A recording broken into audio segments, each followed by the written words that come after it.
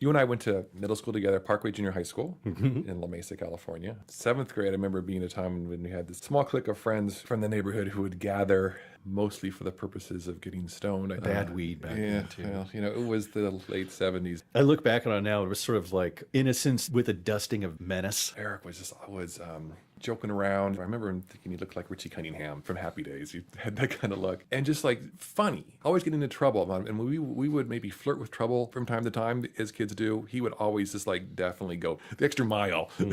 For me, I found kind of, and I still find it really endearing. What sort of wake do you think that he's sort of left? Well, he's one of those guys. I think that's why he still so looms so large in our lives, Mike.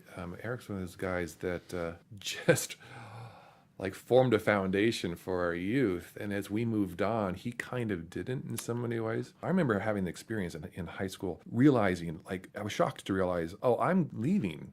And so many of my friends aren't. So many people are just sort of doing exactly the same thing that they did when we all left high school when we were 17. And Eric, more than anybody, epitomized that in some ways. He ended up like sort of just having this extreme Peter Pan syndrome. And in some ways, a wonderful way, because it was like he wore that Peter Pan thing. But the downside is that, had substance abuse problems, which none of us realized was the case until I think we sort of the rest of us grew out of it and he didn't.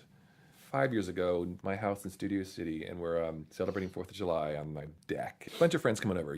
And Eric shows up. Now, Eric, came in and out of our lives. And so there'd be periods of time when he would either be incarcerated or otherwise indisposed.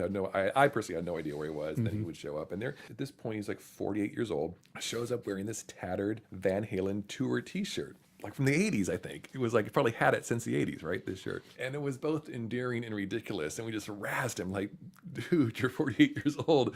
You're wearing a Van Halen t-shirt. What, what?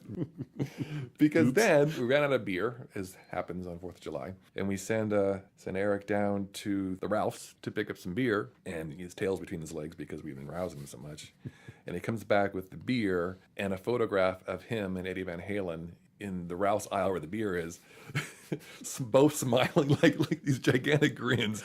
Eric, who was like probably at least 1.5 feet taller than Eddie, Totally, with his beer and his arm around Eddie. And Eddie, I think at this point in his life, probably like pretty happy that there's some guy at the Ralph's calling him out. And the fun part of the story is like Eric won. He won. It's like he wore the badge of being the fanboy, and there he comes back with the ultimate prize. That picture of him from, just right a couple of months before he died. He looked great. So I miss him. Yeah. Somehow, though, even more than other departed friends, he seems to remain. I still feel him around somehow. That's kind of a revelation. That's really refreshing when I think about you. I still have a relationship with him. That didn't die. Yeah. Yeah, I'd give him a big hug if he were here.